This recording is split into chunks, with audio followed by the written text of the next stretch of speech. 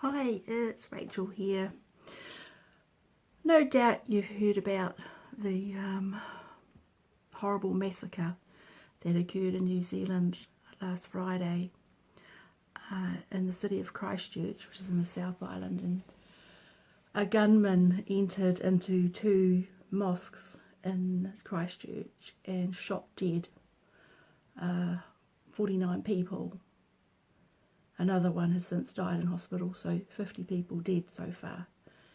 And around about another 30 or so remain in hospital being treated. Terrible tragedy, absolutely horrible. And a lot of New Zealanders are expressing shock that such a thing could happen in New Zealand, which I'm kind of a bit surprised about. I mean, I didn't find it, I wasn't shocked that it happened here. I mean, it was terrible. It is terrible. But, you know, it's a small world these days. You know, the internet means that we can see people around the world radicalised and carry out these extremist actions like this man did. Just dreadful. And it seems that he is very anti-immigration, anti-Muslim, like he felt like they were like taking over the world or something. But when you look at these people who were killed, they were New Zealanders. They were, you know, from all walks of life and from several different countries. Some of them had immigrated to New Zealand to escape from the atrocities that were happening in their own countries. And this happens to them. You know, they were family people. There were once someone studying to be a dentist, others in the IT industry, a doctor at a hospital, many fathers, young men, you know, with small children, you know, young school-age children. Children were killed. Grandparents were killed. Restaurant owners. These people were of all walks of life in the city, and I'm sure they will be missed by many people that they would have been in contact every day, and to be gunned down while they were just in their mosque peacefully praying. These people weren't extremists or anything. They were just ordinary people, like most New Zealanders, you know, just wanting to get on, make the best of their lives, be good family members, be good members, good citizens. So it's a real tragedy that this gunman, who incidentally had only been living in New Zealand for a couple of years, chose to take out his, I don't know, his, I don't know what you call it, take it out on all these innocent people. One thing that, you know, I've thought our Prime Minister has made some really nice and eloquent speeches. But one of the things that she has said over and over, and it's a phrase that's been picked up on and been used by lots of people, is this is not New Zealand, what has happened. This is not who we are. This is not us. Which is true. I mean, the actions that were taken by a deranged gunman, radicalised, not your average Kiwi. So, but while all the sympathies and support and comfort has been flowing for the Muslim community, especially those in Christchurch who have been directly affected, I mean, it's very nice to see people rallying and providing support. But, you know, I mean, New Zealand isn't exactly the haven that people like to seem to think that it is. I mean, in New Zealand, like when the Prime Minister would say, this is not us, this is not who we are, I was thinking about, well, you know, New Zealand has one of the highest suicide rates in the world, and it has a very high rate of domestic violence and child murder, children who die at the hands of parents, for example. We have very high rates. So New Zealand is not a paradise, not by any stretch of the imagination. And there have been atrocities. We have crime here, you know. It's anyway. I like to believe that New Zealand is not, perhaps because of our isolation and separation geographically from many of the hotspots on the planet. We don't tend to see the ethnic clashes and the hate crimes and the racism that we see much more prolifically and overtly in other countries. But that's not to say that racism does not exist here. It does. Racism and bigotry do exist here. We just say we haven't seen the likes of this type of atrocity before in New Zealand. So, another thing I found interesting that the Prime Minister has brought out in her speeches is that there is no place in New Zealand for ideologies that promote hatred and division. And this leaves me feeling, I mean, I agree with that entirely, that we don't want things that cause hatred and division. We don't want those kinds of ideologies here. But those ideologies do exist here. And unfortunately, and this might be controversial to say, but while we have different religious groups whose holy books promote ideologies that promote division, we are always going to have a problem. Even when we look at the Bible, it promotes division.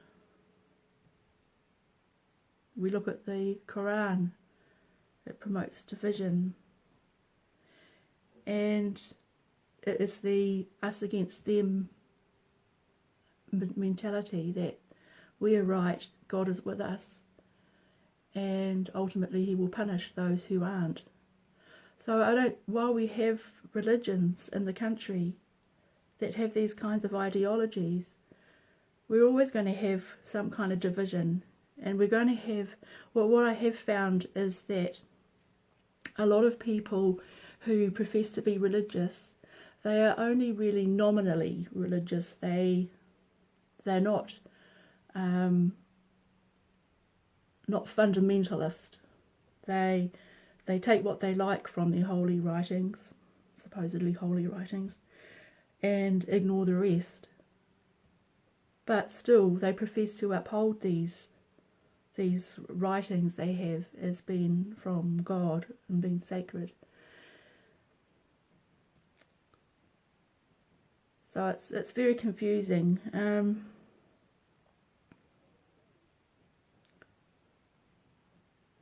I think I have read comments. Actually, just before I go on to that, I was watching someone in Australia, and I believe he is Muslim, because he was praying in the mosque in his city on Friday when this happened in New Zealand.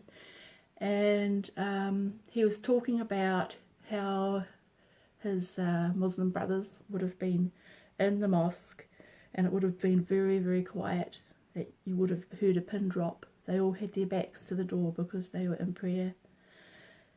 And that is when the gunman came in and just started shooting. And he said that they were, you know, separate from the world, you know, in their mosque, And then the world burst in and just destroyed that peace. And I thought, why did he say that? The world didn't come in. A lone gunman, a lone crazed, angry, deranged, what's the word? Radicalized man came in. The world didn't come in. So even the way he expressed himself, this guy, it was that us against the world kind of mentality. And I think we've got to get rid of that and recognise that because these religious groups, and I came from a religion, you who are watching this are probably also ex-Jehovah's Witnesses, but these religious groups, they do have that mindset that the world is against them. I mean, Jehovah's Witnesses teach that the world is under Satan's control, that he is the ruler of the world, and he is out to get Jehovah's Witnesses. That's what they believe. And so they have this mistrust of anything that the world has. They have a mistrust of the authorities, the governments, the police force, anyone who might be there to help them and offer them a service. If they are not Jehovah's Witnesses, they are of the world, and that means Satan can use them to break their faith or to persecute them or even kill them at worst. So, and Jehovah's Witnesses are being prepared for the day that they believe is imminent very soon, and this has been talked about in their broadcasts on their JWTV and at their large gatherings and in their publications that they study at their meetings on Sundays. They are preparing for world governments of the world to turn on them. So they do have this us against them mentality. And I can't say that I've read the Quran, and I don't know a lot about Islam, but I do believe they have the same kind of thinking. There are other religious groups too that have this similar kind of mindset, that they are the saved, they are the ones that God will protect, and all other human beings are going to either suffer annihilation or burn in hell. So these kind of ideologies that thrive in New Zealand promote division. They do not promote community and coming together. They are actually at odds with it. But I think a lot of people involved in religions, I don't know if they're in denial about that. I don't quite understand. And it's lovely to see all the tributes that are coming through from people around the country, and support even from different churches to the Muslim community, to their leaders, offering them their prayers. And I sort of thought, well, would Muslims accept the prayers to a Christian God? I mean, when I was a Jehovah's Witness and I was going door to door, and I might meet a Christian, although I was taught not to think of them as Christians, but false Christians, if they said they would pray for me, with all not good and kind intention, I would leave their door thinking, oh, if only they realise that God won't be listening to their prayers.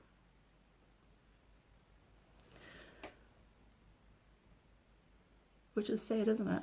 But yeah, which God will hear prayers? I think there's an overdue discussion needed in New Zealand about all of this, like getting back to what the Prime Minister said about ideologies that divide. Well, most people might feel the Jehovah's Witnesses haven't done anything to hurt me, or the Muslim community, they haven't done anything to hurt me.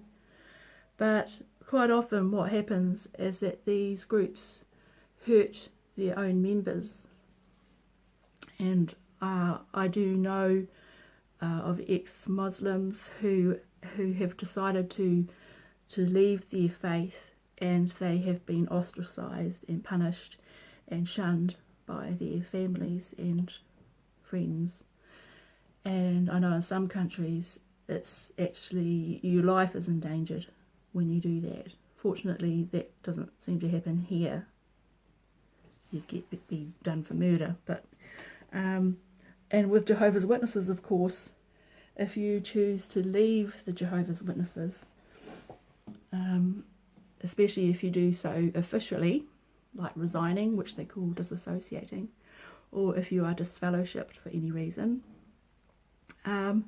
you are to be shunned. That means that even your family who are witnesses and all your friends are not allowed to talk to you or communicate with you in any way, unless it's a family emergency. And even then, quite a number of them won't do that.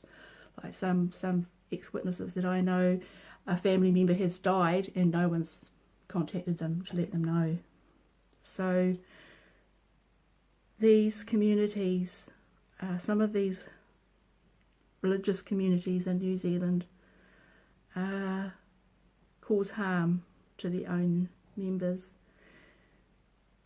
Now, and that results oftentimes in a breakup of a marriage, children having to, child custody battles going on, children losing a parent, a relationship with a parent, families broken, and even young people can be put in a situation where they are being shunned, and with the loss of their family, their support, they can turn to perhaps less savoury people for support and get into trouble. So it's this practice of shunning is extremely divisive. So I think our Prime Minister and those who grant charity status and protections, to different religious groups in New Zealand need to tighten things up a bit. While, messages of love and support are flooding into the Muslim community at the moment, and which is lovely, I think a lot of those people are unaware of perhaps some of the things that, some of the practices that make people critical of the Islamic faith, the way women are viewed and treated, and the way you're treated if you leave. I mean, are these ideologies compatible with what New Zealanders have come to expect when it comes to, human rights and dignifying their fellow citizens? I think there needs to be a conversation about this. I mean, religions that split up families and don't report criminal matters like child sexual abuse to the authorities for them to deal with, and leave children at risk of being abused because they haven't reported an abuser. Should we really be protecting these groups, or should we not be calling them to account or laying down rules? So I really hope that as a result of the Royal Commission in New Zealand at the moment into the historical abuse of children in state care and in religious institutions now, I hope it results in mandatory reporting for clergy or anyone holding positions of authority in a religious institution. So that will be positive, but also I would like to see that some kind of law is made where, well, I don't know how, if they can make a law about not shunning if it's part of the religion and which they claim comes from their sacred writings. I mean, what do you do when there's a conflict there? When the Bible or the Quran says to shun people who leave, you know, as traitors and slander them and ruin their lives, what can you do if it's part of their religion to do that? It's a bit of a quandary, isn't it? Because seemingly lovely people, like the Jehovah's Witnesses that I knew for the 25 years I was there, a lot of them lovely people, but they will shun someone at the drop of a hat. That happened to me 6 years ago when I was disfellowshipped for not agreeing with or losing confidence in the leadership, and I said so, and then I was disfellowshipped or excommunicated and shunned and slandered. So what can we do? What about, do we just, the people like myself, do we just shut up and put up? And as we see it happen to other people, and I'm particularly saddened when I see young people get treated like this and they don't have the support that I had, and having been raised with the ideology of the witnesses that the world is out to get them, you know, who can they trust if they get kicked out? Yet the Jehovah's Witnesses and other religions, they are tax-exempt charities in New Zealand. That means that the government, in effect, the taxpayer, subsidises them. Because when you make a donation to a charity, you can claim back the tax portion. So, and they don't pay off property taxes and taxes on income and stuff. So they are being supported and subsidised by the government, yet they hurt people. I don't know what to do really about it. I guess just raise awareness. Yeah, I don't know. Anyway, I was going to say something else before I changed the subject at one point, but I can't really remember what it was. Just blame my aging brain. But anyway, what do you think? Just leave a comment if you've got anything to add, or if you disagree, or whatever. Anyway, see you later. Bye.